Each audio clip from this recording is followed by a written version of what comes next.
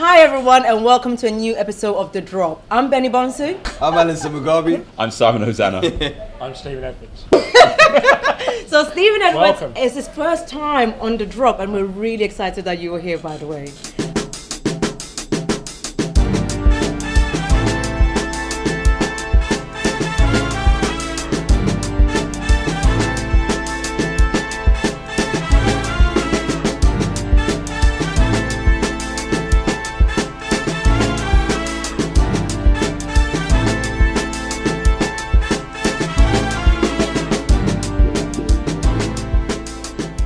The NBA has announced that they will be launching an elite academy in Mumbai.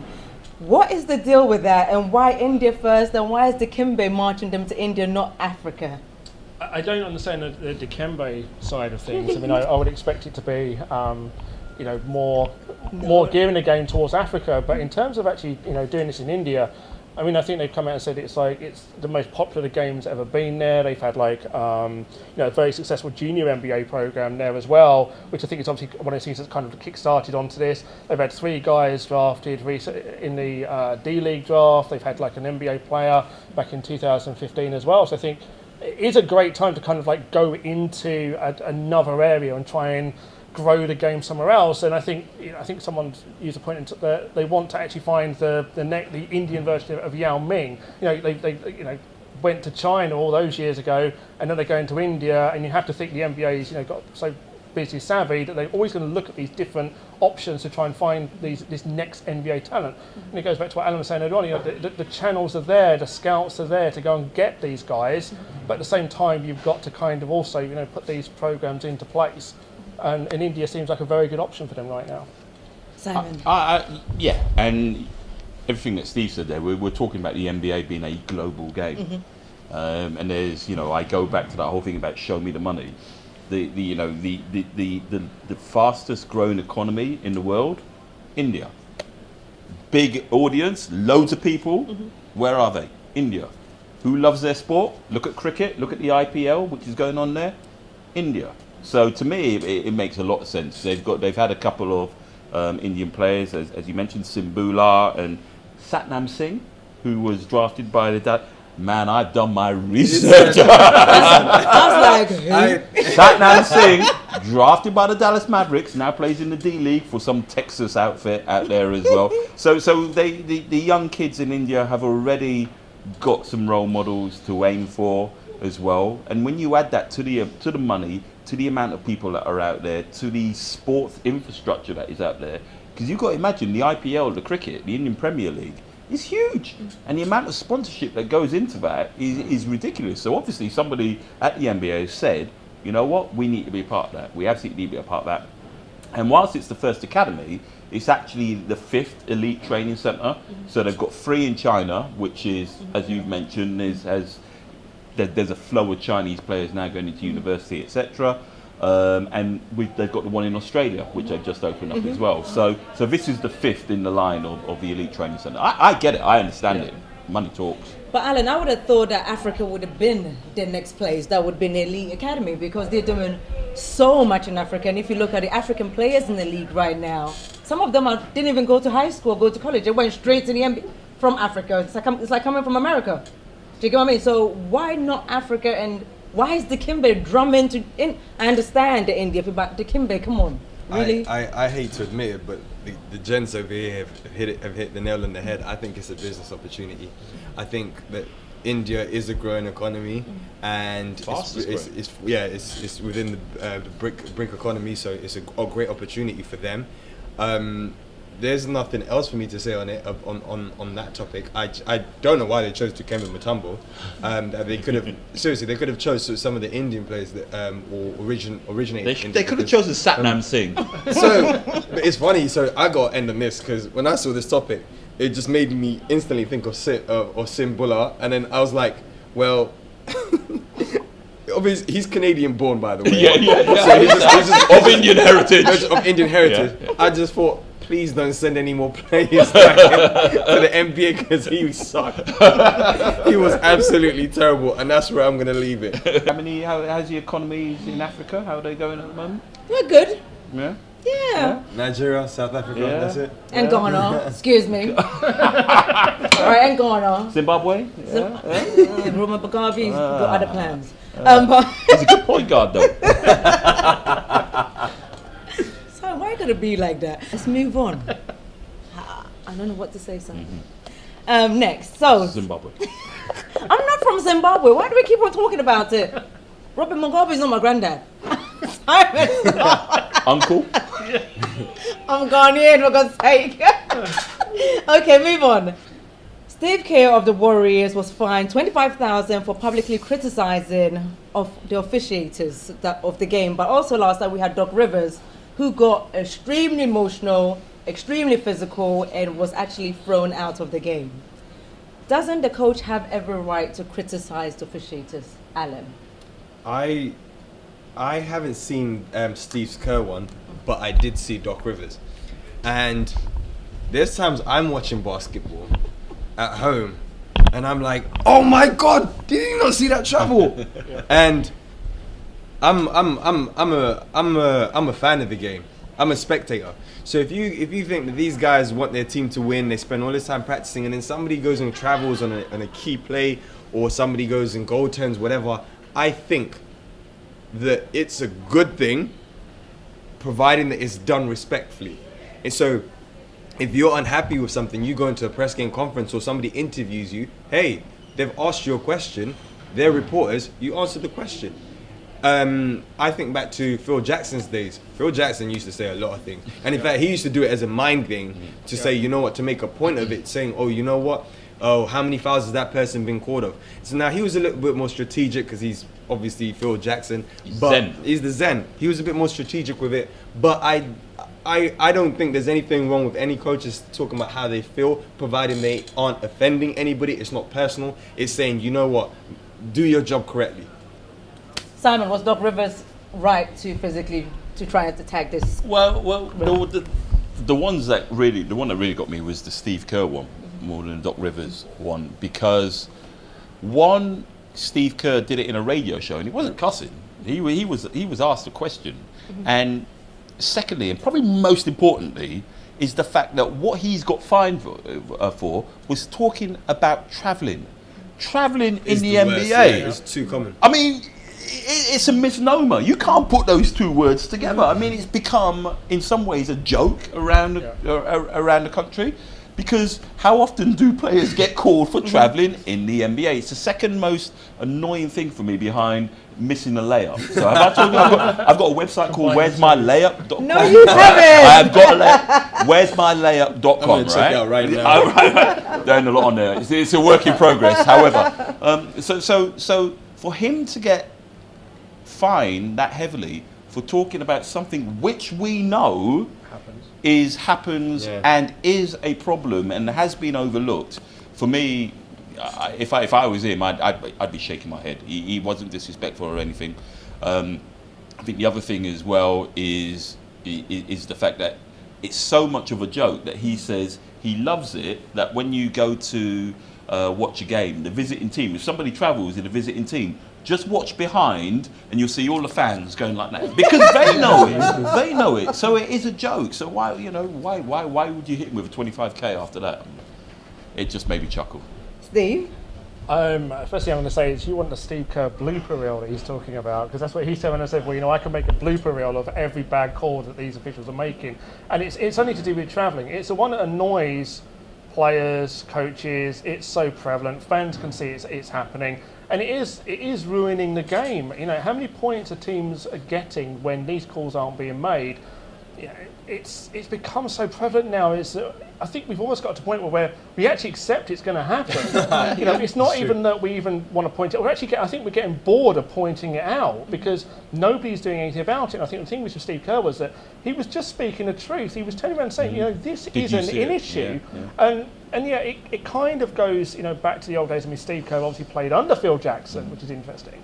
Is that he's going to highlight these issues because maybe a game down the road this might have an effect on that, and that's the reason. As Alan said, that's the reason why Phil Jackson did it. I mean, he used to go through the box scores and go literally like fouls. Oh, 2 box score. And it was just kind of like a really funny way of doing it. So Steve's plied his trade under two of the best, under Phil Jackson, under Greg Popovich. And I think there is part of that element to it, but I think he's one of those things, he's quite a level-headed person anyway.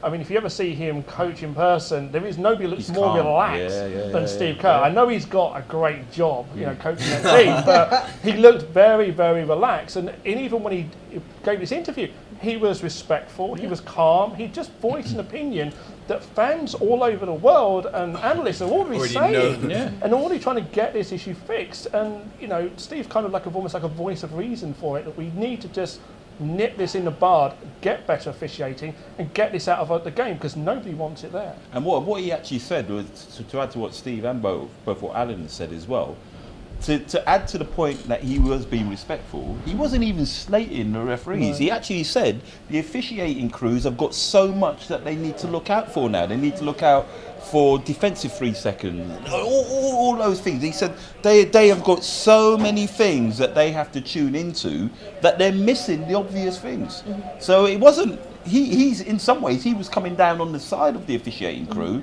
saying at some stage, do we get in an extra official? Because they have got so many things to look at. I think what we're trying to say here is that this is something NBA clearly needs to look into. I mean, only last year, the year before, they launched their big center where they have a whole bunch of people looking at this so they can pick it up and make the right call. But yes, still was happening, obviously. It's frustrating a lot of people. And in that time, we're still robbing coaches as well of £25,000. So, Steve, show me the money. Show me the money. Show me the money. These charities are becoming very rich very quickly. So something that NBA needs to look into. Let's move on. I know this is one of the topics that I did send, but I want to talk about Donald Sterling. We all know that a year ago, or maybe 2 years ago, we had a whole drama with Donald Sterling where he was kicked out of the Clippers and became a big problem. Now the NBA has settled out of court with him. What does that mean for this guy? Is this guy then going to take the money and go and buy another team, Simon? You know what? The kind of person that he is he going to be arrogant enough to go out there and do it?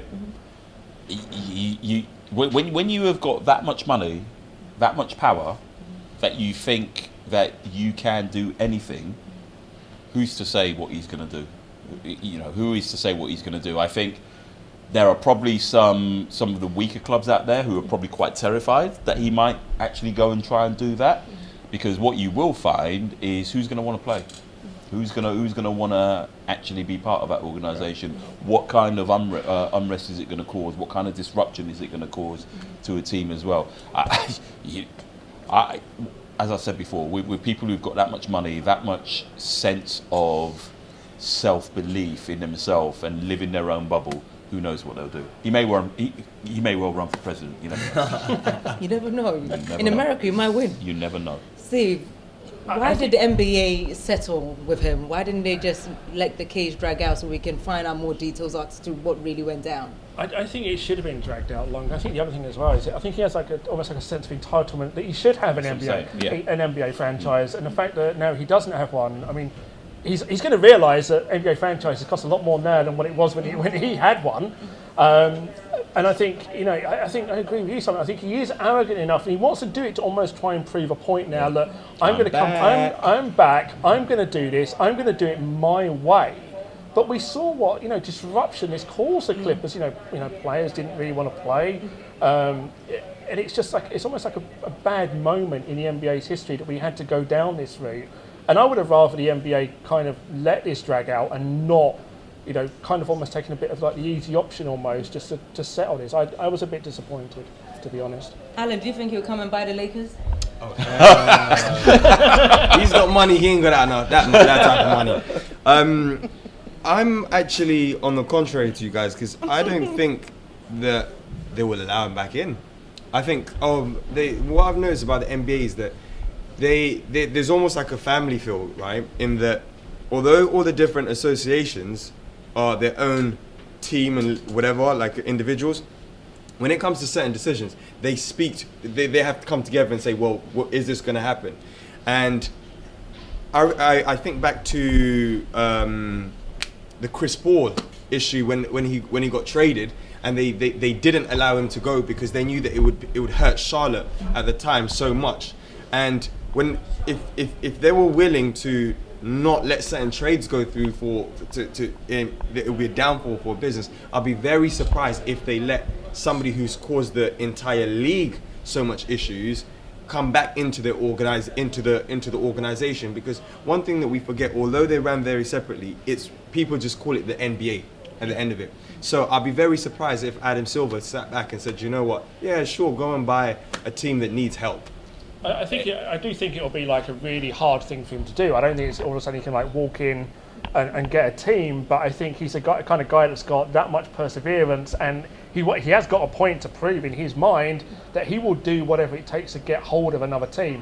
I agree with you. I don't think it'll be easy, and I think a lot of guys will put up a lot of fight against it, but I would not rule it out. And I really wouldn't. When you're dealing with a personality that is such a megalomaniac, we don't know what are the between the lines stuff which has gone on in the settlement. For example, we know that there's money, or we're assuming that there's some kind of financial settlement, but we don't know whether or not part of that financial settlement has also said you will not buy another team.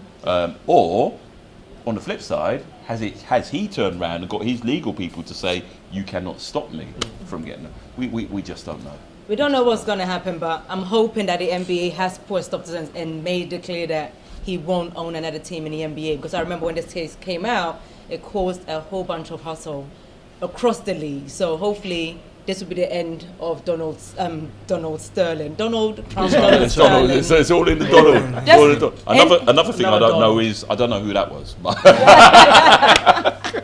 Basically, NBA. Anybody named Donald, don't let them buy any team. We don't want them in there. Stephen, it's been amazing having you on the show. Good seeing you. It's been a pleasure to be on the show. Thank Come you very back, much. I please will do. Yes. Nice to see you, Simon, as always. Yeah, can I just say as well that I said happy birthday to Alan earlier, but you know what? He's got to his 30th. Look at him now. Look at this. Can I just say something? Can I say something? I went to Alan's birthday party. Oh my goodness! Really So Alan turned up in a crown. Wow. He had a white shirt with some kind of logo at the back. Yeah. I didn't read it because it was colourful. Then I saw Alan on a DJ desk. Did you know he was a DJ? Throwing down. Oh my God. Yeah. Just like this. The whole time. I didn't do that. I actually got caught when I did it. I've got a video. I've got a video. But look at him. But yeah. Can we close the show now? You're looking married. Can we close the You're show looking now? very married. Who knows what his wedding's going to be like? But Alan. Can we close the show now, Always please? good to see you, Alan. What you said. Speaking of weddings, can I just say happy engagement or whatever it is to my Alicia. beautiful daughter Alicia and to Rory. He's all right for a Man United supporter. Oh, everybody's getting married, Simon. Yeah. You get married. Stop!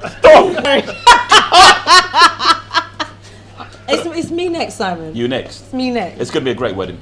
I think so. Yeah, we've got a DJ. No, I'm not booking him. I'll MC. I'll be the You MC. can't afford me. Wow. Speak to my agent. Speak to my Steve agent. just said he'll get his suit out again. But as always, if you guys want to get involved in a draw, please tweet us at the drop BBall or hashtag NBA in the UK. I've been Benny Bonsu. I've been Aysun Sen. I'm Simon Osana. I've been seeing Edwards. And you guys have been watching The Draw.